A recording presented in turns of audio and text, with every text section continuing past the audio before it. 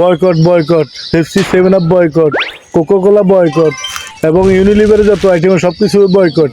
তো গত বছর 2024 সালে যখন আপনার বয়কট হয়েছে তখন আপনারা কইছিলেন, আপনারা কি শোনেন না বা দেখেন নাই?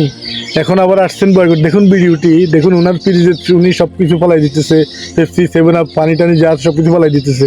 গত বছর তো সবাই বয়কট করছে, বয়কট করার পরেও এগুলো কোথা থেকে আসছে? আগে দোকানদারদেরকে সচেতন হতে হবে। দোকানদাররা যদি না রাখে কোনো কাস্টমার পাবে না, মার্কেটে কিনবে না।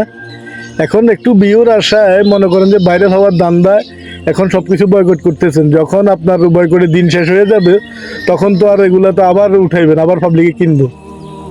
বয়কট করলে একদম সারা জীবনের জন্য বয়কট করুন। সমসাময়িক বয়কট করতে কোনো লাভ নাই ভাই। আমরা মুসলিম হিসেবে অবশ্যই প্রতিবাদ করতে হবে, প্রতিবাদ না করলে তো হবে না ভাই। আমাদের এই নিরীহ ফিলিস্তিনিদের উপর যেভাবে ইসরায়েলের হানাদার বাহিনী যেভাবে অত্যাচার করতেছে, আসলে এটা সহ্য করার মতো না। তবু আমাদের এই প্রতিবাদগুলো যেন ধারাবাহিক থাকে ভাই। দেখুন গতকালকে সিলেটে এই বাটা দোকানে আপনার এই লুটতরাজ করে ভাঙচুর করে কিছু সুবিধাভোগী লোক সব কিছু ছিনিয়ে নিয়ে গেছে।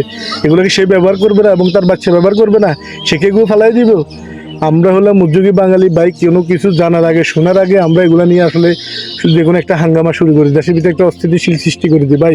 আমাদের মুসলিম হিসেবে সবার কর্তব্য এগুলো নিয়ে প্রতিবাদ করা। অবশ্যই আমরা সবাই প্রতিবাদ করব।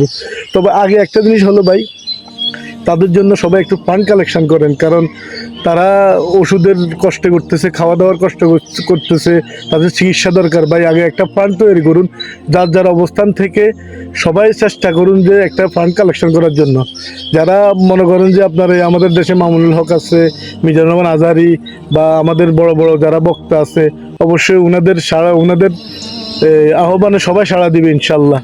আমরা 20 কোটি মানুষ, অন্তত 10 কোটি মানুষও যদি 10 টাকা করেও দিই তাহলে 100 কোটি টাকা, 100 কোটি টাকার মাল সামান যদি বা খাওয়া, ওষুধ, চিকিৎসা সরঞ্জাম যদি আমরা যদি এই ফিলিস্তিনি নিরীহ ভাই বোনদের জন্য যদি পাঠিয়ে দিতে পারি, তাদের অনেক উপকার আসবে ভাই। ফিলিস্তিন যাওয়া তো আমাদের পক্ষে সম্ভব হবে না। এখানে আমাদের ফিলিস্তিনি এম্বাসিতে পৌঁছে দিলে অন্তত এই ফিলিস্তিনি দূতাবাসে এই জিনিসগুলো অন্তত ফিলিস্তিনিতে পৌঁছাবে, আমাদের নিরীহ ভাই বোনদের উপকারে আসবে ভাই। এটা না করে আমরা দেশের সম্পদ নষ্ট না করি ভাই। যারা ডিলার নিচ্ছে তারা অবশ্যই একটা ইনভেস্ট করছে, ক্ষতি হলে কার দেশের নিজের সম্পদ নষ্ট হতেছে ভাই। একটু মাথায় রাখবেন এই জিনিসটা। মুসলিম হিসেবে সবাই প্রতিবাদ করব, তবে এইভাবে না ভাই, সহিংসতা করে ভাঙচুর করে এটারে প্রতিবাদ বলে না ভাই, এটারে বলে নাশকতা। তো যারা ভাই ভিডিওটি অবশ্যই দেখতেছেন, অবশ্যই ভিডিওটিকে খারাপ মনে করবেন না, খারাপ মন্তব্য করবেন না।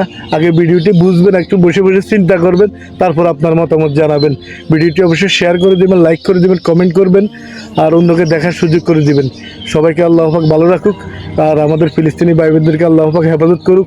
ইসরায়েল নিপাত যাক, ইসরায়েল নিপাত যাক, ইসরায়েল নিপাত যাক।